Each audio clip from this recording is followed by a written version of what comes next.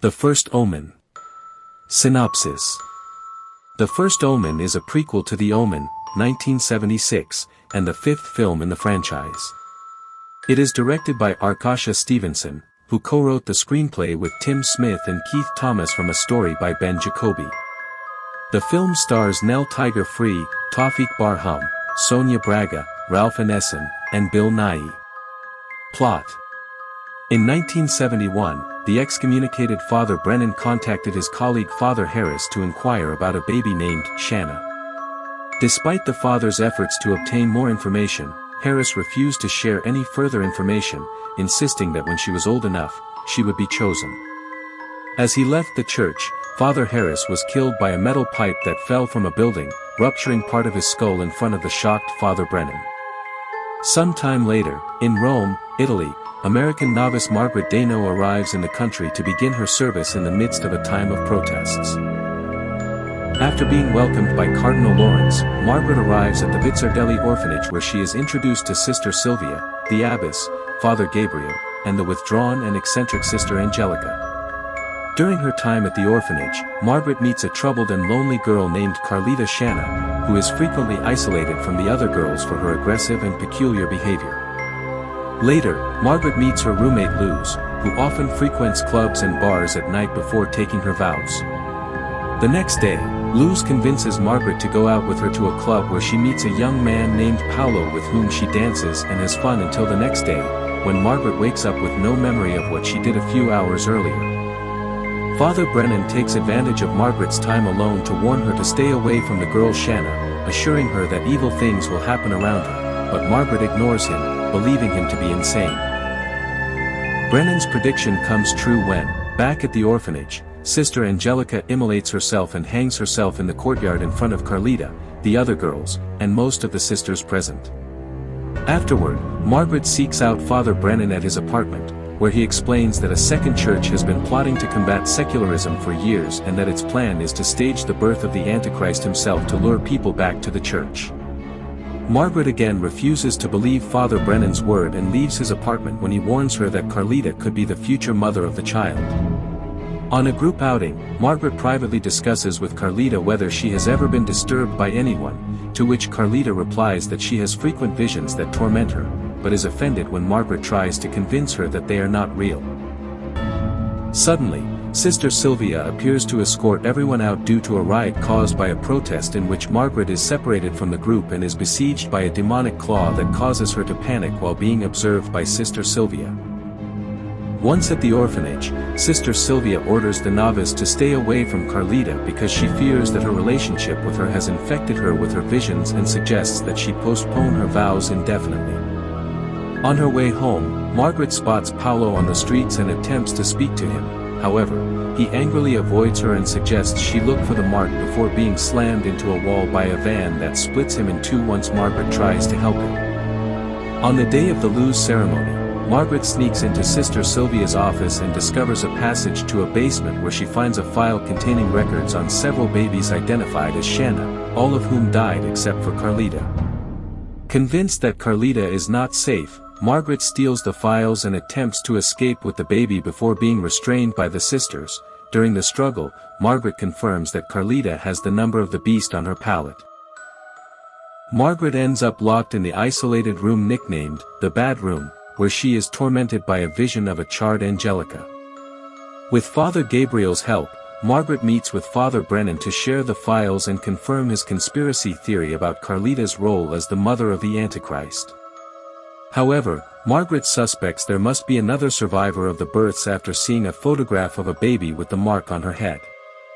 Examining Shanna 5's file and recalling Paolo's words, Margaret deduces that she is the other survivor and thus remembers that the night she fainted, she was raped in a satanic ritual. Believing she can escape, Margaret is escorted back to the orphanage until a car crash reveals her as the sole survivor before her belly swells and she begins to convulse. Years later, Margaret, her daughter, and Carlita live isolated in a cabin in the mountains until they are visited by Father Brennan, who is expelled at gunpoint by Margaret, who demands that he leave her alone. Father Brennan claims to be there to warn that the others in the orphanage know that she is still alive and that her daughter will be important in the future. As he leaves, Father Brennan reveals the name with which his son, the Antichrist, was baptized, Damien. Comments. It's not unusual for a classic film to get a reboot or prequel, and in this case, it's taken 48 years to get a prequel to a film that many of us were terrified of when we first saw The Omen. The first Omen isn't a bad film, on the contrary, if you're a fan of the 1976 film, it fits very well within the saga's chronology. The story isn't really that incredible, but it serves its purpose, establishing The Omen and also setting up another prequel sequel. The Omen cinematography works well with its dark shadows to give it a sinister feel and the well-lit moments that seem to pull you between good and evil. The story takes us back to 1971, as bright-eyed American Margaret lands in Rome to begin a life of religious service. She is immediately awed by her idyllic surroundings and prepared to surrender herself to her God, but something is amiss. Margaret has noticed another of the girls, whose visions remind her of the ones she used to have, and the more she investigates what might be going on, the more she realizes something ungodly is at play. Since most of us know where and how Richard Donner's original begins, it's clear that a baby is on the way, and from an early scene, Stevenson effectively maximizes the body horror of childbirth. She has a keen eye for the grotesque, knowing how to burrow beneath the skin and push against the limits of how far we expect a mainstream film like this to go. It's not all gory provocation, though, with the script, co-written by Tim Smith and Keith Thomas, cleverly finding a new way into an old story. Unlike so many other horror films about the devil, it's not as blatantly evangelical as we've come to expect. Religious fanaticism is as much a danger as Satanism here. The Omen was released at a time when studio horror films were as extravagant and cinematic as any other genre, and Stevenson has carried on in that tradition with much of today's inventive tack, his film as sumptuous and specific with its recreation of the 70s as any prestige drama. But when the shadow of that film really comes into view, things go downhill in a final act of obvious reveals and clumsy pretense, a somewhat self-made film forced to align itself with a franchise. It's a messy arc on top of a pristinely wrapped gift, the final scene so distractingly bad it feels like the result of test audience meddling that you can almost sense the moment Stevenson handed the reins back to the studio. The conclusion suggests it may not be the last Omen. The film was well received by critics. In my opinion, I'd give it a 4 out of 5. The plot isn't perfect, but it's acceptable. The tension is present, the unknowns are well handled, although I can't say it's perfect. Some things are predictable, like her roommate, you know something's wrong with her. But you have the best opinion. I'll read your review when you leave it, but first, I'll share some expert reviews. The Independent, the film is also bold and clear about the way women's bodies become objects of reverence and shame, but its most obvious example of resistance is the taking of a vagina during birth, a completely natural part of human existence that, in the United States, caused such an uproar that the first Omen was almost slapped with an extreme NC-17 rating. What a way to make this point. We got this covered, with scenes of skin erasure and a surprising discussion about the control of women's bodies. The first Omen finds a new angle to explore the well-established franchise. The prequel doesn't always strike the tricky balance between reverence for original ideas and new ones. Still, there's plenty to love, for newcomers and returning fans alike. Empire, for veteran viewers who've seen it all before, it's not exactly the second coming. But novice nun audiences might find this habit forming a graceful enough entry-level initiation. Screen Daily.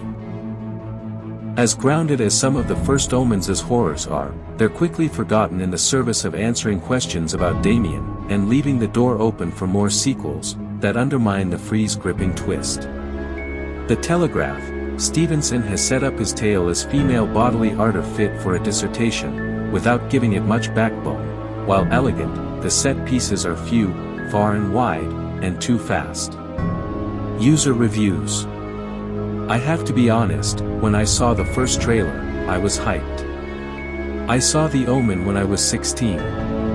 I was excited, The plot was interesting, and there were some moments that made me nervous. However, when I saw this prequel, I wasn't convinced. It felt like too much setting up, and only part of it was interesting, but the entire movie didn't make me feel anything. I'd rather watch it at home on a streaming service. Final score, 6. I found this movie boring and not that scary. I know it's hard to make a horror movie based on Christianity, much more so than in the 80s when that genre became big, but man, was the plot and the reasoning behind the evil, silly church. I found it more funny than disturbing. Combine that with plot twists you can see coming a mile away, and it's not a very good movie. The most annoying thing is that Bill Nighy, Charles Dance, and Ralph Ineson are all amazing actors who aren't given anything to work with in this movie. The First Omen is a fantastic film full of twists and stunning acting. With the current horror tropes reused in every film recently, The First Omen breathes new life and is both thrilling and shocking. A truly incredible watch. The First Omen at first glance seems like a promising prequel to the original 1976 classic film The Omen, but ultimately resorts to standard horror cliches and offers very little of anything new and certainly nothing we haven't seen already. That's all, goodbye.